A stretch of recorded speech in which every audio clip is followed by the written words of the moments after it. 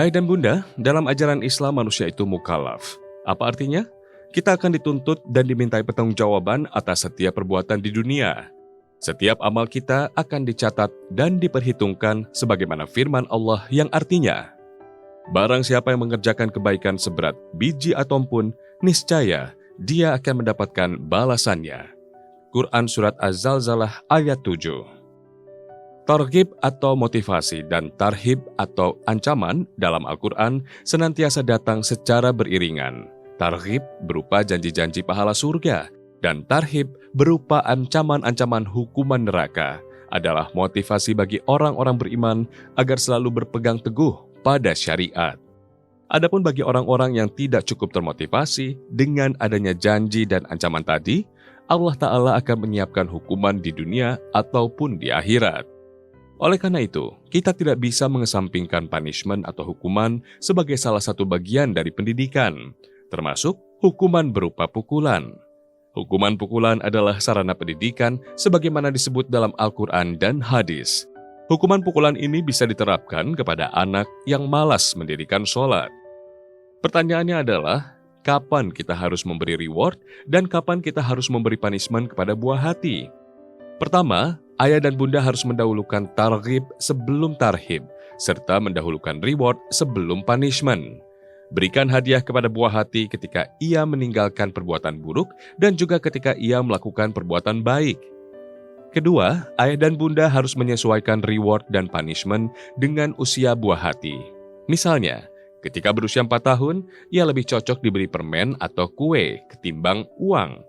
Sebaliknya, ketika berusia 10 tahun, ia lebih cocok diberi uang ketimbang permen atau kue. Ketiga, reward diberikan tidak hanya sekali, tetapi beberapa kali dalam jangka waktu tertentu. Inilah yang disebut penguatan sikap. Contoh, jika ayah dan bunda menjanjikan hadiah kepada buah hati ketika ia melakukan perbuatan baik, tentukan di hadapannya kapan hadiah itu akan diberikan. Setelah hadiah diberikan, umumkan hal tersebut beberapa kali kepada kakak adiknya dan teman-temannya bahwa ia telah mendapat hadiah dari ayah atau bunda karena berhasil melakukan perbuatan baik. Adapun punishment diberikan sekali saja, karena jika terlalu sering, hukuman itu akan kehilangan efek jerahnya. Keempat, ayah dan bunda jangan terus-menerus memberikan hadiah atau hukuman yang sama secara berulang, karena hal itu akan menghilangkan efek dan nilainya. Kelima, ketika ayah dan bunda menjanjikan hadiah atau hukuman, jangan menentukan jenisnya secara spesifik. Biarkan hal itu mencakup beberapa kemungkinan, agar ayah dan bunda tidak mengikat diri dengan sesuatu yang mungkin tidak sanggup untuk dilakukan. Keenam, ayah dan bunda harus menjelaskan secara rinci alasan buah hati diberi hadiah atau hukuman. Ketika memberi hukuman, ayah dan bunda juga wajib menjelaskan kepadanya bagaimana seharusnya sikap yang benar, sehingga nantinya ia tidak terkena hukuman lagi. Ketujuh, ada tahapan yang harus ayah dan bunda perhatikan ketika memberi reward dan punishment. Untuk anak yang masih kecil, sebaiknya berikan hadiah berupa barang, makanan, atau uang.